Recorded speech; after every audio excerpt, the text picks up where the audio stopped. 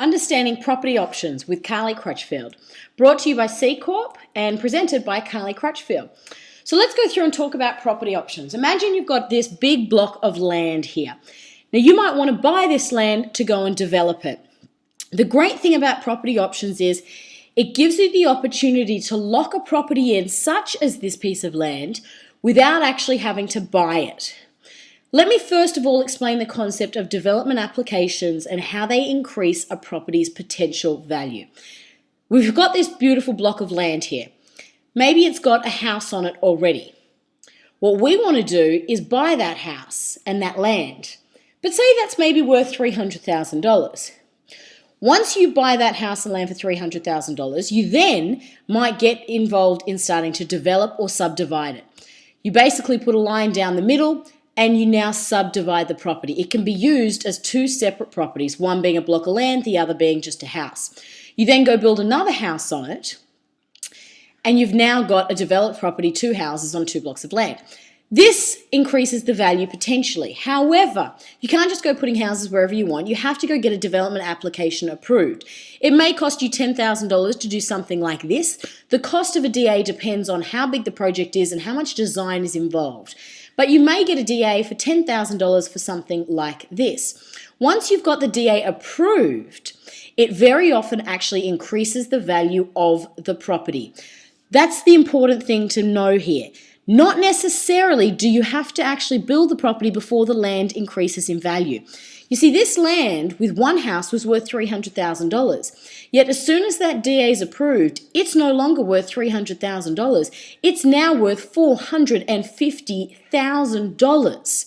That's an increase of $150,000 just because we got a DA approved.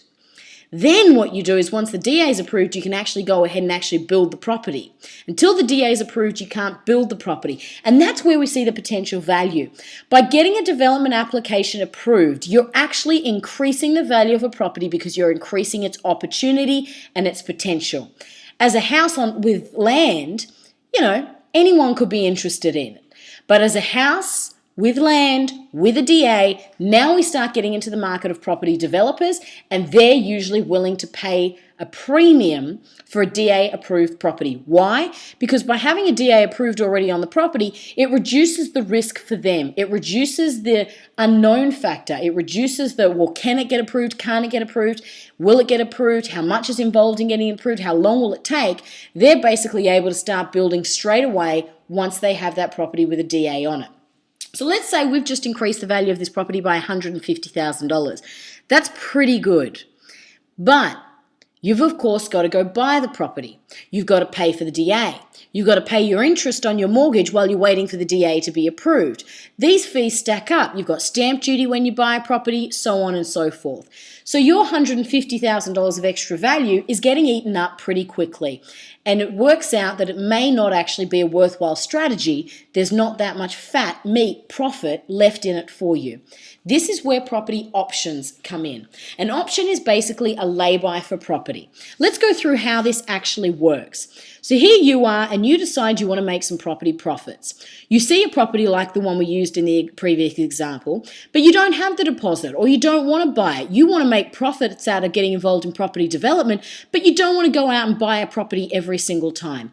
So lay-by it. Options are lay-bys for property. They work pretty much the same way lay-bys do, but of course it's for the property market. So we go and see a house that we like, but somebody else owns it. We approach that vendor and we say to them, we'll pay you for this property. Now the property's worth $300,000, but we're not going to pay $300,000. We're only going to pay the option fee.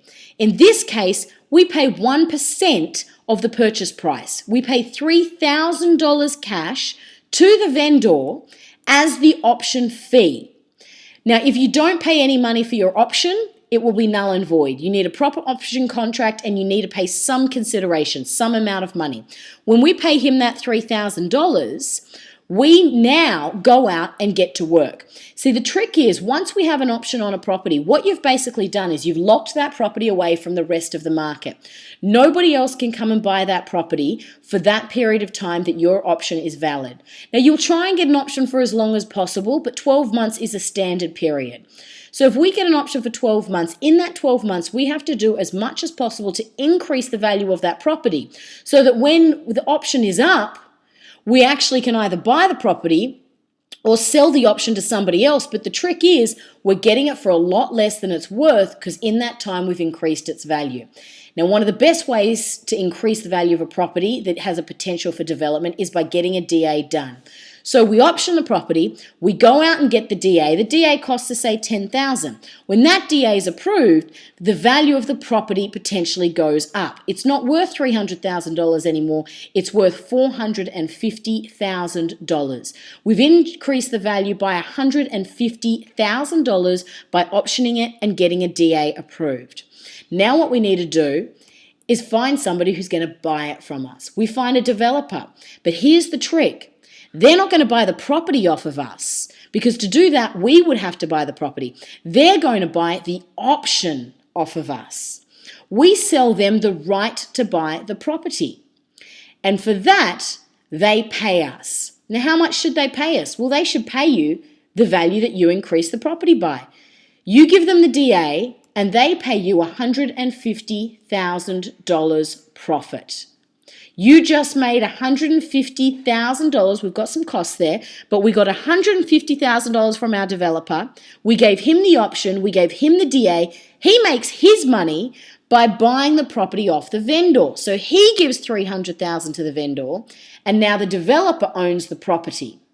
So the scenario here is we made $150,000 for being the deal maker. The vendor got $300,000 because they own the property. The developer, he's paid all the money, but he's going to now go and build a property on it, develop it, and of course sell it for even more. And that's how everybody wins out of the option scenario.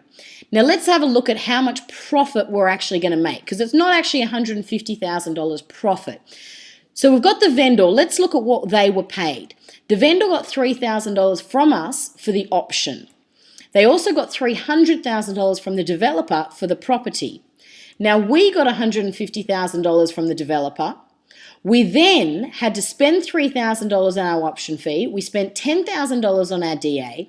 We're left with $137,000 profit in a 12-month period. We haven't bought a property. We didn't have to come up with a deposit. We didn't have to get a mortgage. We didn't have to pay interest. This is an incredible strategy for using property options, thinking like a developer, doing deals with developers, but not actually building anything and not actually buying anything. To make this work, you need to make sure you understand doing financial feasibilities, and you need to make sure the property is going to be worth more with an option and a DA on it. To learn more about that, you might want to order a free property development DVD from us that goes into this in more detail.